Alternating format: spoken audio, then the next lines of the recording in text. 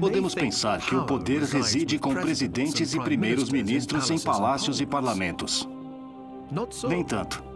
No mundo de hoje, o verdadeiro poder está nas mãos de um grupo de elite, de homens desconhecidos que trabalham em escritórios anônimos.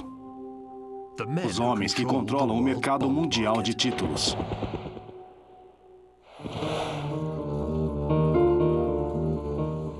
Bill Gross é o presidente da PIMCO, o maior fundo mundial de títulos, que controla um portfólio de títulos que vale 700 bilhões de dólares.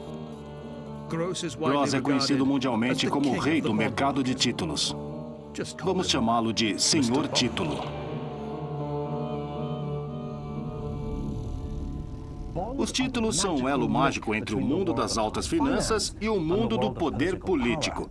Os governos sempre gastaram mais do que arrecadam em impostos, às vezes muito mais, e compensam essa diferença vendendo títulos sobre os quais pagam juros. Mas aqui está a mágica. Se você quiser resgatar o título, o governo não tem que devolver o dinheiro. Você só leva para o mercado de títulos, como este aqui, a Bolsa de Valores de Tóquio, e o vende. Depois da ascensão dos bancos, o nascimento do mercado de títulos foi a outra grande revolução na história financeira. Criou uma nova forma dos governos obterem dinheiro emprestado. O mercado de títulos financiou as guerras que assolam o norte da Itália há 600 anos. Ditou o desfecho da Batalha de Waterloo e criou a maior dinastia financeira do mundo. Assegurou a derrota do Sul na Guerra Civil Norte-Americana. E nos tempos modernos, o mercado de títulos levou nações, uma vez prósperas como a Argentina, a caírem de joelhos. Hoje, governos e empresas usam títulos para pegarem empréstimos em uma escala inimaginável.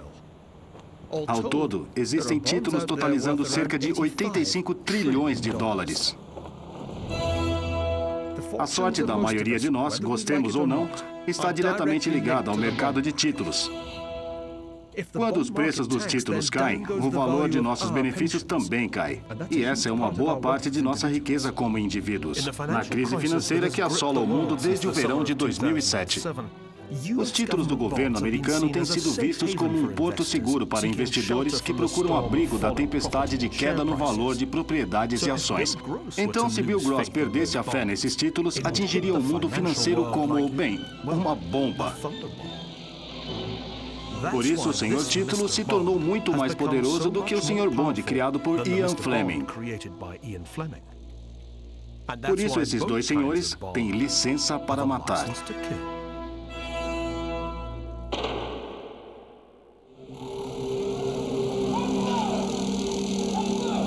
A ascensão do dinheiro. Escravidão humana.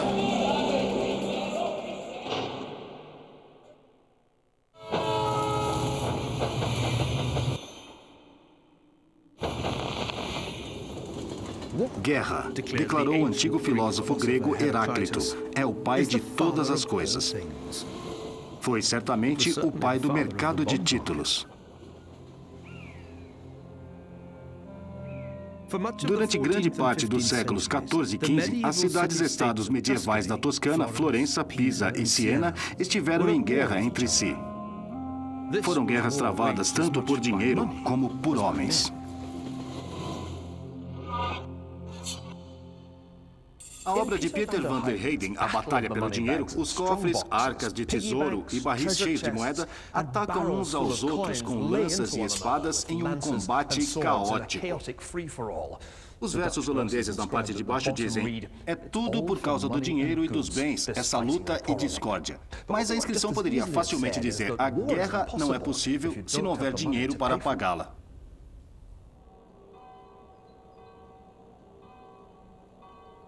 E a forma de fazer isso, a capacidade de financiar guerras através do mercado de títulos, foi como tantas outras coisas, uma invenção do Renascimento italiano. Em vez de obrigar que seus próprios cidadãos fizessem o trabalho sujo de lutar, cada cidade contratava empreiteiros militares, os condottieri, que organizavam os exércitos para anexar terras e saquear tesouros de outros. Entre os condottieri de 1360 e 1370, houve um que se destacou entre os demais.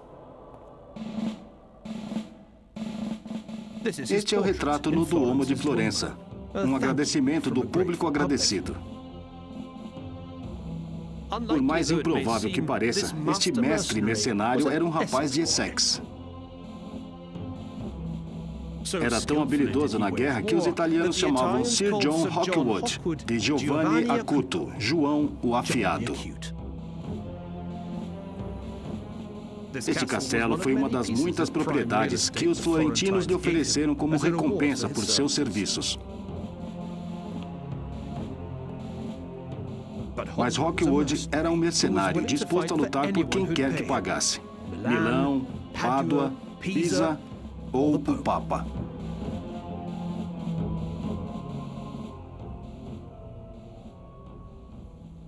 Estes afrescos deslumbrantes no Palazzo Vecchio, em Florença, mostram os exércitos de Pisa e Florença lutando em 1364. Neste período, Hawkwood estava lutando por Pisa, mas 15 anos depois, ele mudou de lado. Por quê? Porque era em Florença que estava o dinheiro.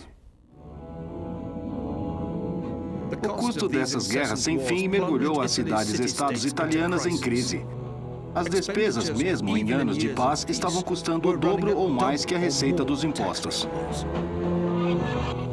Para pagar pessoas como Sir John Hawkwood, Florença estava se afundando em déficits.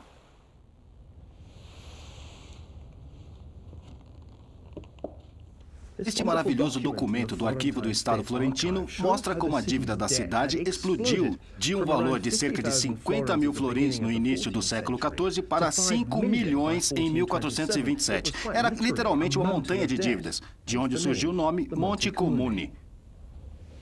Mas de quem os florentinos tinham tomado emprestado uma soma tão imensa? A resposta está bem aqui. Deles mesmos.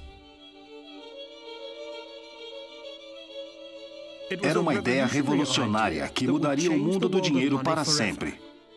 Em vez de pagarem impostos diretos, os cidadãos eram agora obrigados a emprestar dinheiro ao seu próprio governo.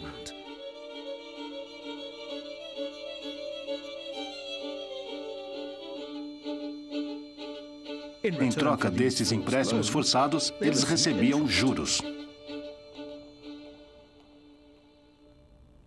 Estes instrumentos de dívida, simples linhas no livro contábil, foram os primeiros títulos do governo. E o que era ótimo sobre eles é que, se precisasse de dinheiro com urgência, poderia vender seus títulos a outros cidadãos. Eram ativos líquidos. O que este registro nos conta é como Florença transformou seus cidadãos em seus maiores investidores.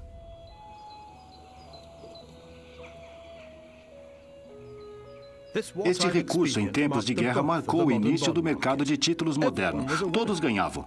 Os títulos salvaram a cidade-estado da falência. Os cidadãos estavam felizes recebendo seus juros. E o mercado de títulos os permitia comprar ou vender como quisessem. Parecia que o problema da dívida pública tinha sido resolvido, permitindo aos habitantes de Florença virarem suas atenções para coisas mais importantes. Mas havia só um problema com esta ideia brilhante.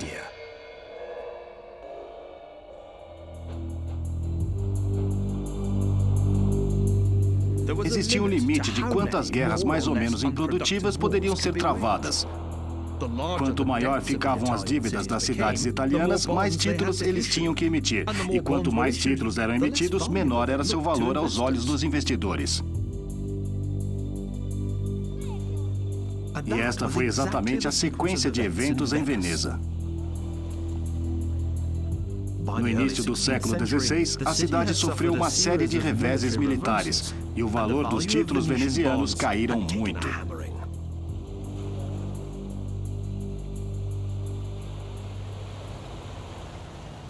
No seu ponto mais baixo, entre 1509 e 1529, os títulos venezianos do Monte Nuovo eram negociados a apenas 10% do seu valor de face.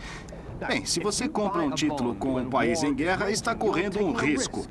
O risco da cidade não o pagar de volta ou não pagar os juros. Por outro lado, lembre-se que os juros são pagos sobre o valor de face do título. Então, se comprar o título a 10% do valor de face, terá um belo rendimento, de talvez 50%. E é assim que o mercado de títulos funciona. De certo modo, você tem o retorno proporcional ao risco que está disposto a correr. Ao mesmo tempo, é o mercado de títulos que define as taxas de juros para a economia de um todo. Se o Estado tiver realmente que pagar 50%, todos os outros mutuários também terão. O mercado de títulos tinha sido inventado para ajudar a pagar pelas guerras italianas, mas agora estabelece taxas de juros para todos. Sua ascensão ao poder começava. Nos 2 séculos seguintes, os títulos viriam a dominar o mundo.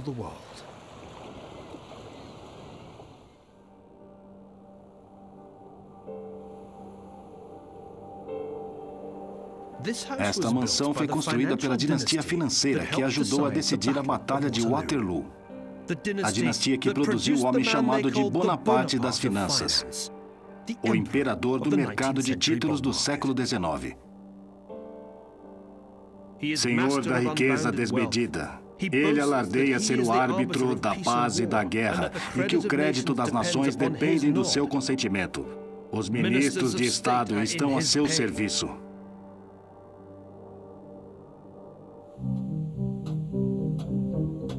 Estas palavras, proferidas em 1828 pelo membro radical do parlamento Thomas Dunscombe, descreviam Nathan Rothschild, extraordinário negociador de títulos e fundador da filial londrina do que viria a ser o maior banco do mundo.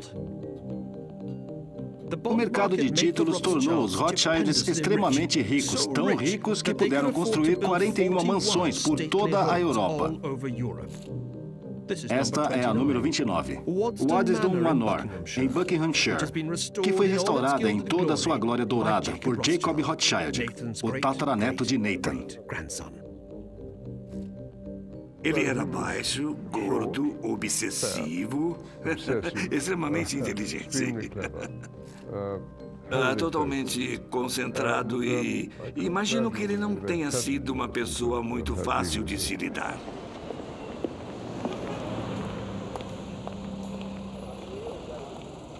Entre 1810 e 1836, os 5 filhos de Meyer Amschel Rothschild emergiram da obscuridade do gueto de Frankfurt para obterem uma posição de poder sem igual nas finanças internacionais. Foi o terceiro filho, Nathan, que orquestrou este triunfo da família de Londres. Evelyn de Rothschild é o tataraneto de Nathan. Ele se aposentou recentemente da presidência dos Rothschilds, o banco construído por Nathan. Ele era muito ambicioso e se mudou para Londres. Acho que era determinado. Ele não tolerava tolos. Talvez isso seja de família. Esta é uma das poucas cartas que restaram de Nathan Rothschild para seus irmãos, escrita como sempre em Judendeutsch, alemão transliterado em caracteres hebreus, e que nos dá a ideia da extraordinária ética de trabalho o homem tinha e como tentava impor isso aos seus pobres irmãos. Escutem só. Caro Amschel, escrevo minha opinião, pois é meu maldito dever escrever para você. Leio as suas cartas não uma, mas 100 vezes. Pode imaginar muito bem que depois do jantar não leio livros, não jogo cartas e não vou ao teatro. O meu único prazer é o meu negócio.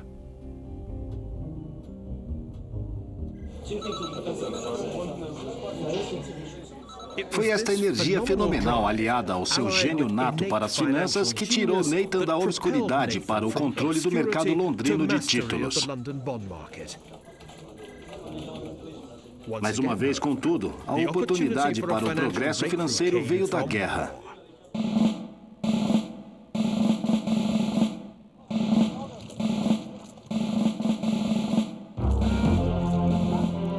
Na manhã de 18 de junho de 1815, 67 mil soldados britânicos, holandeses e alemães, sob o comando do Duque de Wellington, olharam para o outro lado dos campos de Waterloo, não muito longe de Bruxelas, para um número quase idêntico de tropas francesas comandadas pelo imperador francês Napoleão Bonaparte.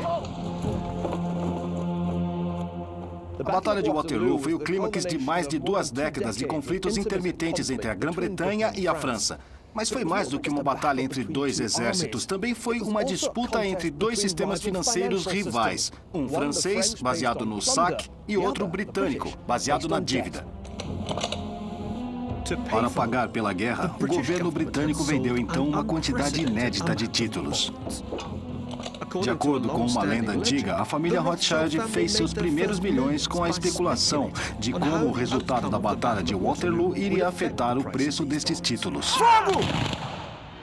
UFA Film. Foi esta lenda de enriquecimento judaico que, um século mais tarde, os nazistas aproveitaram ao máximo para exagerar. Em 1940, Joseph Goebbels aprovou a exibição deste filme, Die Rothschilds. Nathan é visto subornando um general francês para assegurar a vitória do Duque de Wellington, dando depois uma informação falsa sobre o resultado da batalha em Londres, provocando a venda precipitada dos títulos britânicos, que Nathan então compraria a preços irrisórios.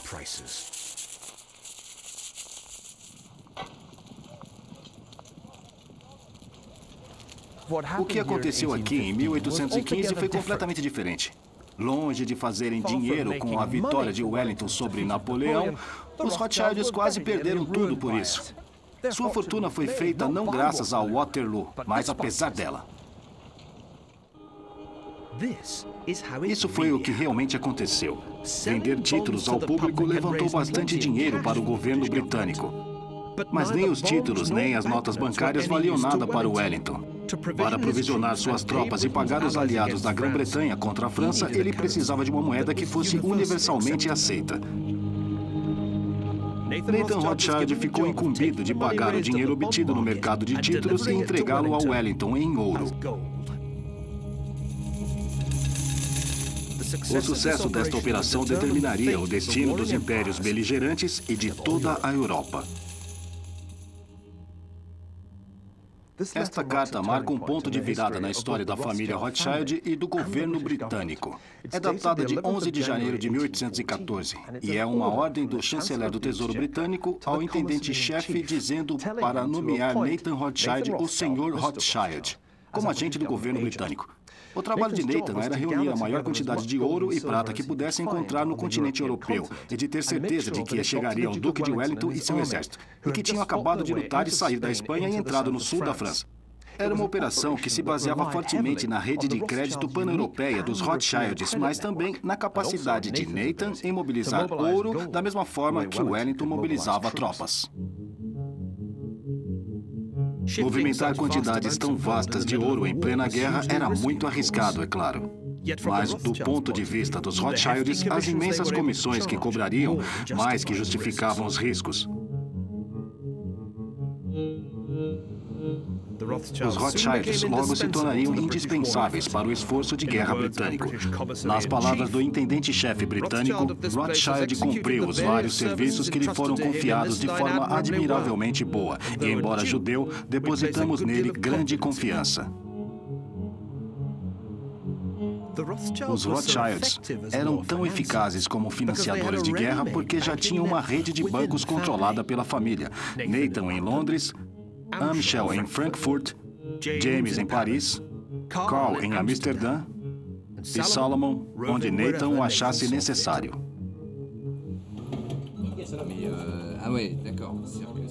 Se o preço do ouro fosse mais alto em, por exemplo, Paris do que em Londres, James em Paris vendia e Nathan em Londres comprava. Acho que a vantagem que tinham sobre outras famílias, como os Bennings, com quem competiam, era que os irmãos estavam em importantes centros financeiros em vários países. Agora, se isso foi premeditado, se isso foi planejado quando saíram do gueto, é muito difícil de acreditar.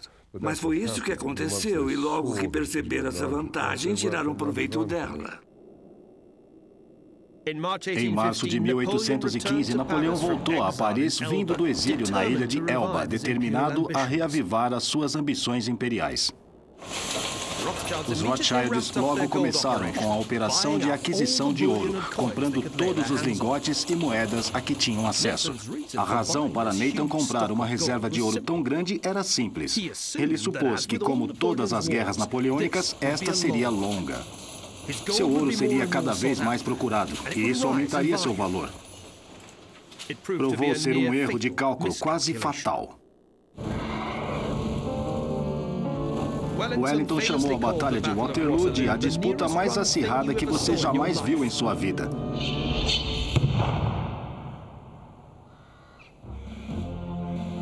Depois de um dia de ataques brutais, contra-ataques e defesas heróicas, a chegada tardia do exército prussiano finalmente se provou decisiva.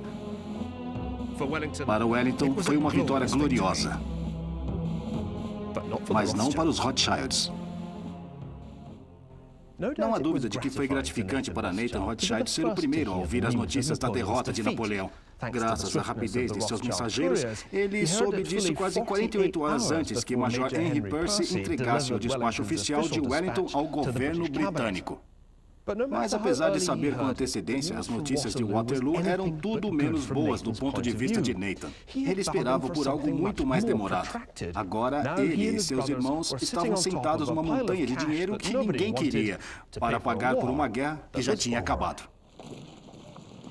Com a chegada da paz, os grandes exércitos que tinham lutado contra Napoleão podiam ser dispensados. Isso significava o fim do ouro para os salários dos soldados e significava que o preço do ouro que tinha disparado durante a guerra caísse.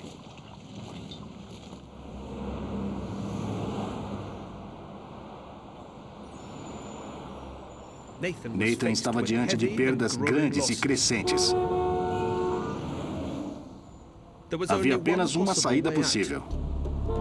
Nathan podia usar o ouro dos Rothschilds para fazer uma aposta poderosa e tremendamente arriscada no mercado de títulos.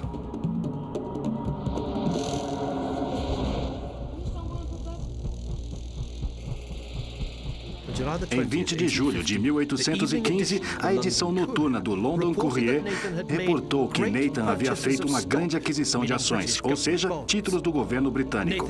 A aposta de Nathan era que a vitória britânica em Waterloo alavancasse o preço dos títulos britânicos para as alturas. Nathan comprou, e à medida que o preço dos títulos começou a subir, ele continuou comprando.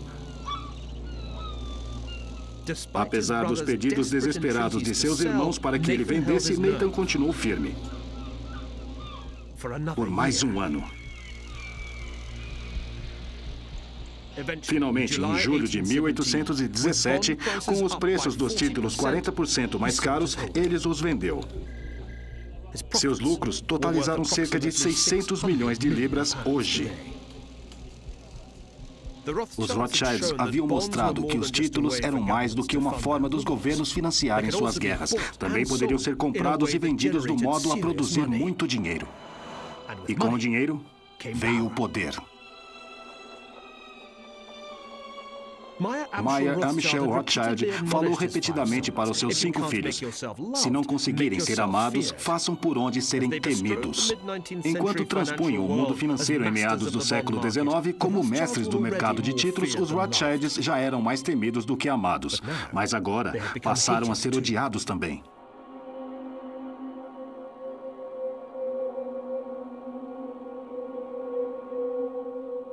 O fato da família Rothschild ser judaica deu um novo ímpeto ao preconceito antissemita profundamente enraizado.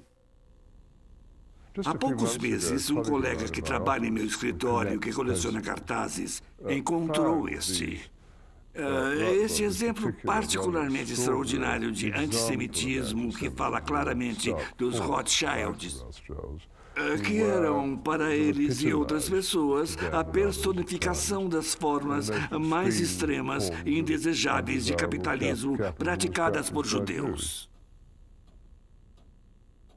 Era, acima de tudo, a aparente capacidade dos Rothschilds em permitir ou proibir guerras que causava maior indignação. Vocês podem ter pensado que os Rothschilds precisavam da guerra. Afinal, alguns dos maiores negócios de Nathan foram feitos pela guerra.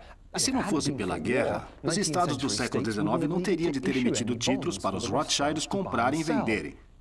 Mas o problema com a guerra, e ainda mais com a Revolução, era aumentarem o risco de que um Estado devedor não cumpriria com suas obrigações, e isso afetava o preço dos títulos existentes. Mas na metade do século XIX, os Rothschilds não eram só mercadores. Eram gestores de fundos, gerindo cuidadosamente um vasto portfólio de seus títulos do governo. Agora, tinham muito mais a perder do que a ganhar com um conflito. Os Rothschilds tinham ajudado a decidir o desfecho das guerras napoleônicas, apoiando financeiramente o governo britânico. Agora iriam ajudar a decidir o desfecho da Guerra Civil dos Estados Unidos, escolhendo ficar em segundo plano. Fogo! Novamente, eram os mestres do mercado de títulos que decidiriam o resultado da guerra.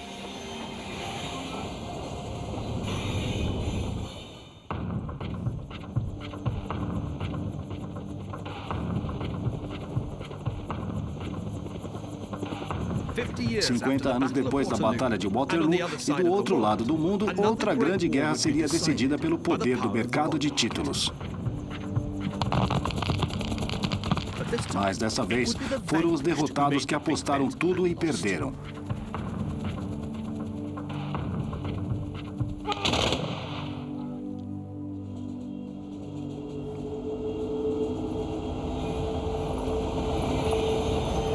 A história tradicional diz que o ponto de virada da Guerra Civil Americana ocorreu em junho de 1863, 2 anos em meio ao conflito. Aquele foi o mês em que as forças da União capturaram Jackson, a capital do estado do Mississippi, e obrigaram o exército da Confederação a retirar rumo a Vicksburg, nas margens do rio Mississippi.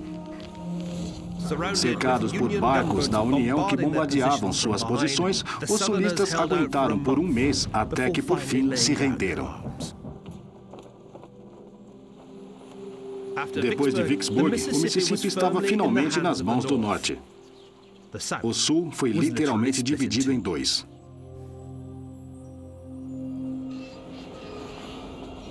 Mas este revés militar não foi o fator decisivo na derrota final do sul. O verdadeiro ponto de virada aconteceu antes, e foi financeiro. A 320 quilômetros de Vicksburg, onde o Mississippi desembocava no Golfo do México, está o porto de Nova Orleans.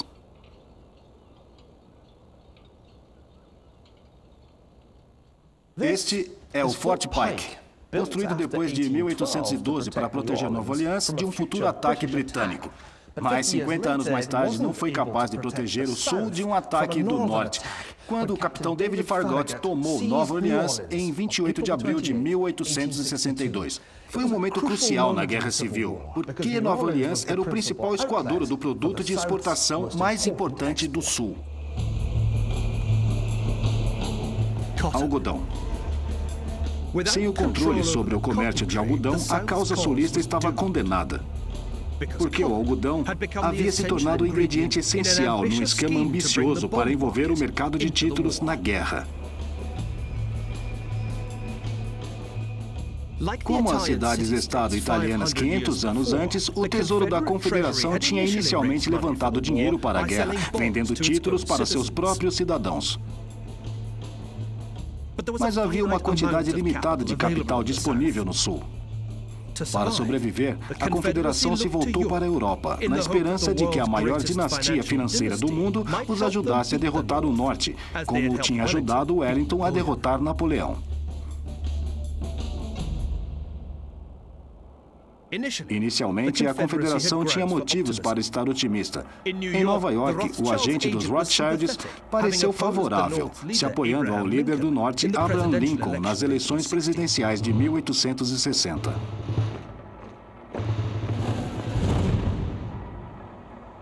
Ainda assim, os Rothschilds hesitariam. Emprestar ao governo britânico para ajudar a derrotar Napoleão era uma coisa, mas comprar títulos de um grupo de estados separatistas e escravistas parecia ser um risco muito alto. Os Rothschilds decidiram ficar de fora.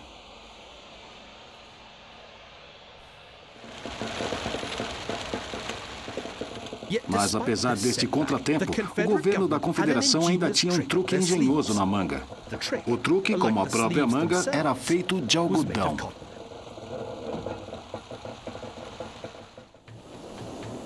A ideia do Sul era usar o algodão como garantia para apoiar seus títulos. Os investidores ficariam tranquilos ao saber que, mesmo que o pagamento de juros não fosse viável, poderiam sempre exigir sua parte em algodão. Os agentes do Sul começavam a trabalhar, vendendo os títulos nos centros financeiros da Europa.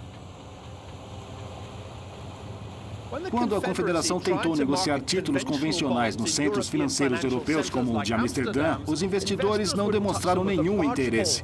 Mas quando uma obscura empresa francesa chamada Emily Erlanger Company ofereceu títulos como algodão como garantia, a história mudou radicalmente. A chave para o sucesso dos títulos de Erlanger é que podiam ser convertidos em algodão ao preço anterior à guerra, de 6 pence por libra. Os títulos do algodão formaram a base da nova estratégia de guerra do Sul. Se pudessem restringir o abastecimento de algodão, seu valor e o valor dos títulos subiria. Ao mesmo tempo, os Estados Confederados começaram a usar o algodão para chantagear o país mais poderoso do mundo, a Grã-Bretanha. As rotas para os Estados Unidos da América proveram Liverpool com crescentes volumes de negócios, e novos portos abriram em Mersey, aumentando a expectativa durante o século XIX. Em 1860, o porto de Liverpool era o principal porto de entrada para o algodão importado destinado à indústria têxtil britânica, na época o pilar da economia industrial vitoriana. Mais de 80% do algodão vinha do sul dos Estados Unidos. E isso dava aos confederados a esperança de que tinham vantagem para ter a Grã-Bretanha para seu lado na Guerra Civil. Para aumentar a pressão, decidiram impor um embargo a todos os carregamentos de algodão para Liverpool. Por um tempo, a estratégia do Sul funcionou de forma brilhante. O preço do algodão disparou com o valor dos títulos garantidos pelo algodão. E o embargo do algodão devastou a economia britânica. As fábricas tiveram que dispensar trabalhadores. Finalmente, em 1862, a produção parou quase por completo.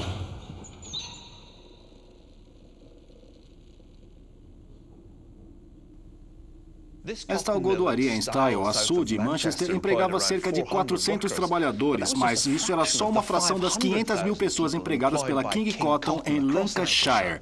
Claro que sem algodão não havia nada para as pessoas fazerem. No fim de 1862, metade da força de trabalho de Lancashire tinha sido dispensada. Um quarto da população vivia do auxílio do governo. A chamaram de fome do algodão, mas foi, na verdade, uma fome provocada pelo homem.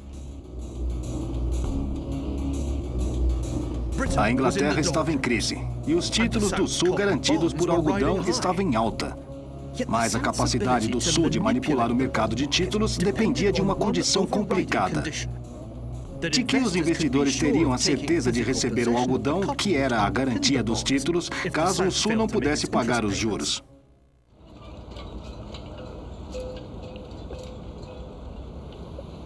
E é por isto que a queda de Nova Orleans no dia 28 de abril de 1862 foi o verdadeiro ponto de virada na Guerra Civil Americana. Agora que o principal porto do Sul era controlado pela União, qualquer investidor que quisesse se apoderar do algodão do Sul teria que passar pelo formidável bloqueio naval imposto pela União.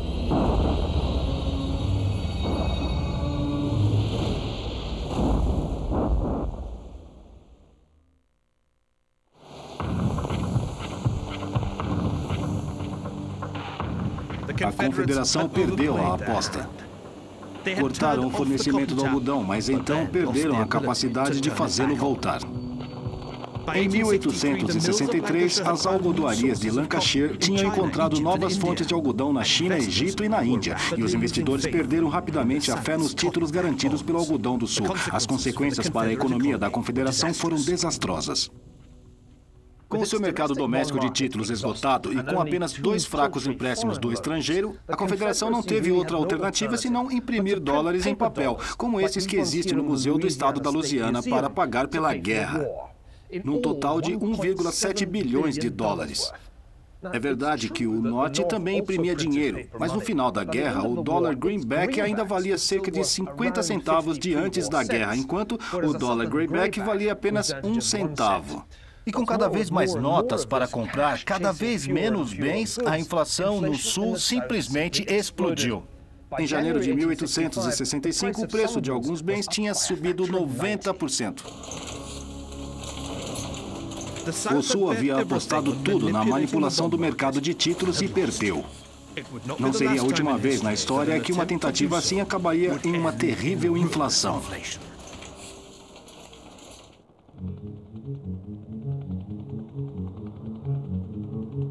Hoje, o mercado global de títulos ainda é maior do que todos os mercados de bolsas juntos. Ainda é o mercado que pode erguer ou derrubar governos. Surpreende vocês que seu principal jogador tenha iniciado sua carreira de fazer dinheiro nos cassinos de Las Vegas. Eu jogava blackjack. Fui um dos primeiros jogadores profissionais de blackjack, sem querer me gabar. No final dos anos 60, eu fui para Vegas e usei um sistema de contagem de cartas para tentar vencer o cassino de Vegas. Agora, esse mestre discreto é o rei do mercado de títulos. Controla o maior fundo de títulos do mundo. Mas o que isto tem a ver com você e eu?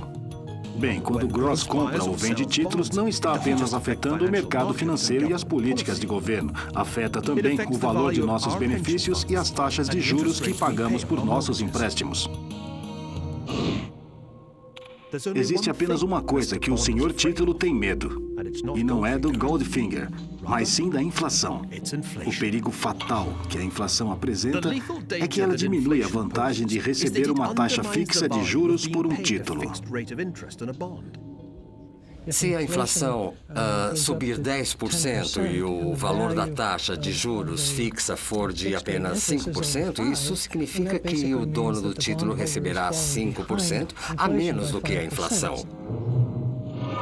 Por isso, ao mínimo sinal de subida da inflação, os preços dos títulos caem e, em certos casos, continuam a cair.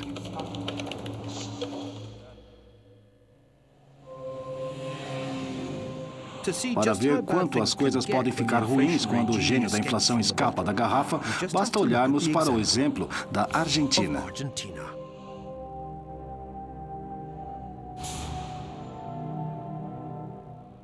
Muitos argentinos dizem que o declínio constante das suas fortunas começou em um dia de fevereiro de 1946, quando o recém-eleito presidente general Juan Domingos Perón veio aqui ao Banco Central em Buenos Aires. Ele ficou impressionado com o que viu. Existe tanto ouro, disse ele. Mal podemos andar pelos corredores. O próprio nome Argentina sugere riqueza e abundância. Significa terra da prata. O rio que passa pela capital é o Rio de la Plata, Rio da Prata.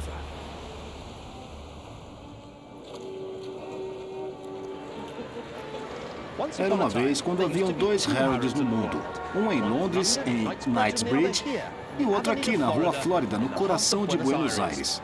Fundado em 1912, este outro Harrod é apenas uma lembrança de como a Argentina costumava ser, um país rico. Houve um tempo em que o rendimento per capita era apenas 18% menor do que dos Estados Unidos. Muitos investidores que vinham comprar títulos argentinos esperavam que a Argentina se tornasse nos Estados Unidos da América do Sul. A história da Argentina desde então é uma ilustração clássica de que todos os recursos e talentos do mundo podem ser insignificantes quando há uma má gestão financeira.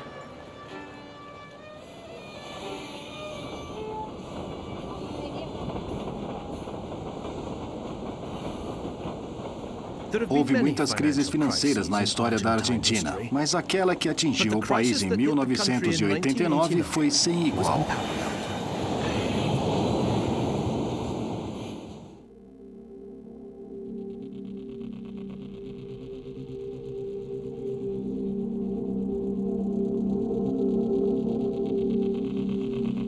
No início de fevereiro, o país sofreu com um dos verões mais quentes já registrados.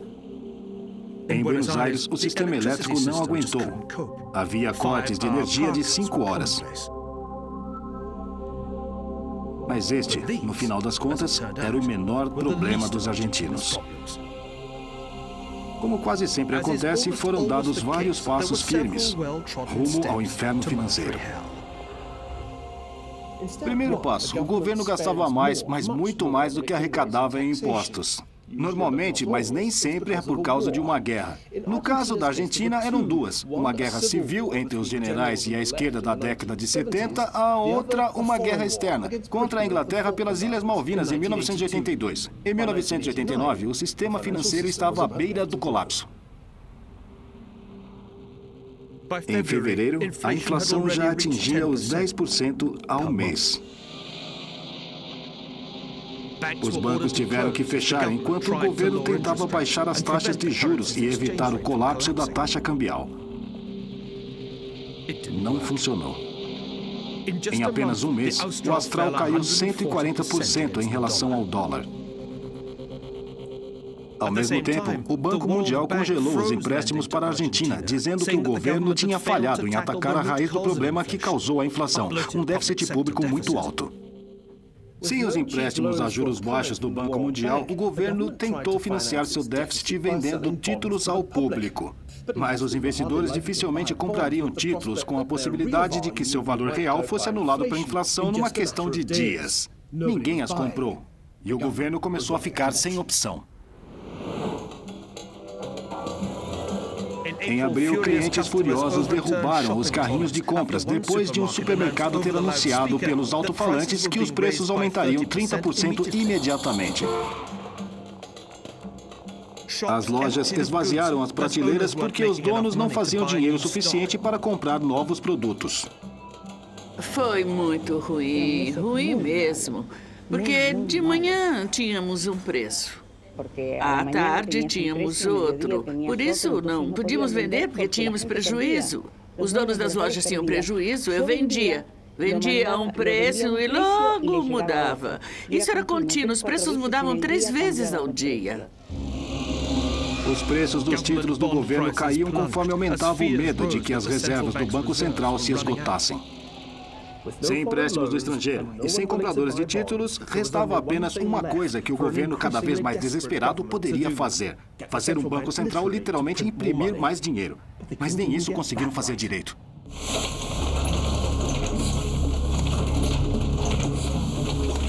Na sexta-feira de 28 de abril, a Argentina ficou literalmente sem dinheiro.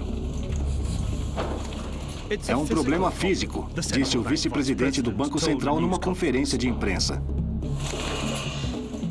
O que ele quis dizer era que a Casa da Moeda da Argentina tinha ficado sem papel para imprimir novas notas e os impressores tinham entrado em greve.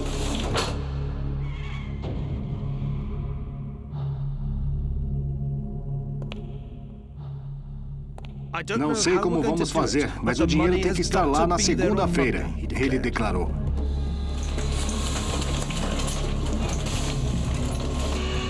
Mas por mais rápido que as máquinas trabalhassem, menor era o valor do dinheiro. O governo se viu obrigado a imprimir notas de valores cada vez mais altos. Em maio, o preço do café subiu 50% numa semana. Os fazendeiros deixaram de levar o gado aos mercados, pois o preço de uma vaca era igual ao de 3 pares de sapatos.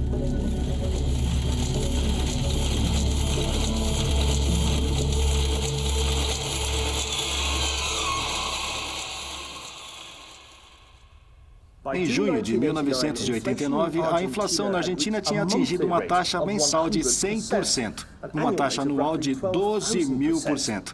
Em termos práticos, se você quisesse sair para jantar em Buenos Aires, num sábado à noite, em maio pagaria 10.000 austrais. Em junho, pagaria 20.000 austrais pela mesma refeição. E no mês seguinte, seriam 60.000. Já ouvimos falar no punhado de dólares, mas precisaríamos de uma mala cheia de austrais para pagar uma refeição.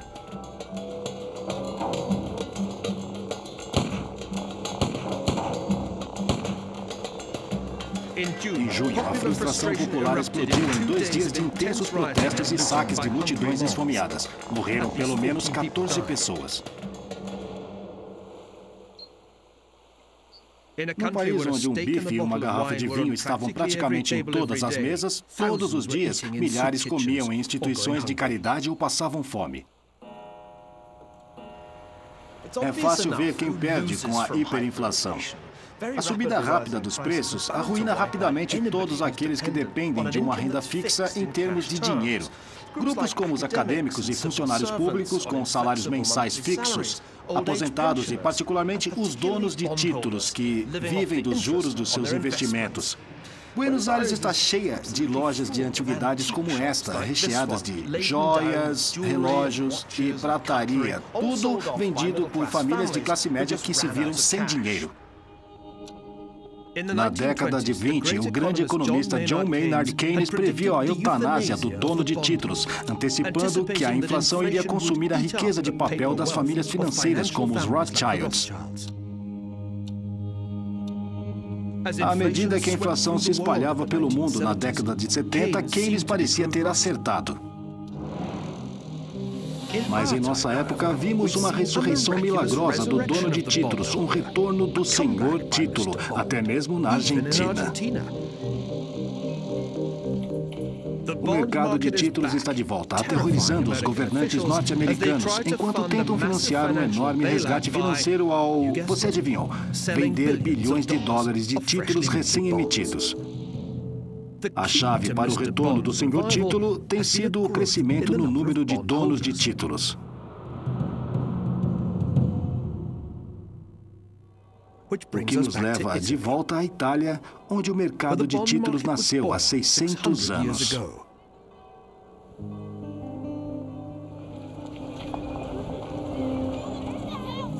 A Itália é hoje um país com uma das maiores taxas de envelhecimento da Europa. Numa sociedade tão envelhecida, existe uma demanda crescente de papéis de rendimento fixo como os títulos. Mas há também o grande medo de que a inflação ultrapasse o valor real das aposentadorias e poupanças. Presidentes do Banco Central suspeitos de não agirem contra a inflação devem responder ao amigo do pensionista, o mercado de títulos. E os governos que planejam gastar bilhões para salvar bancos da falência durante a crise atual também têm de agir com grande cautela se querem levantar dinheiro ao venderem ainda mais títulos. Na Europa moderna, como na Itália renascentista, se chegou a um equilíbrio entre o poder político e a exposição financeira. Hoje, como sempre, parece ser o mercado de títulos, o nosso velho amigo senhor título, que realmente domina o mundo. Mas e se em vez de emprestar ao governo, você preferir usar o seu dinheiro para comprar uma porcentagem de uma empresa? Será que isso seria mais ou menos arriscado? Mais ou menos lucrativo? No próximo episódio de Ascensão do Dinheiro, descobriremos por que é tão difícil aprender com a história financeira, apesar de quase 300 anos de altos e baixos do mercado de valores.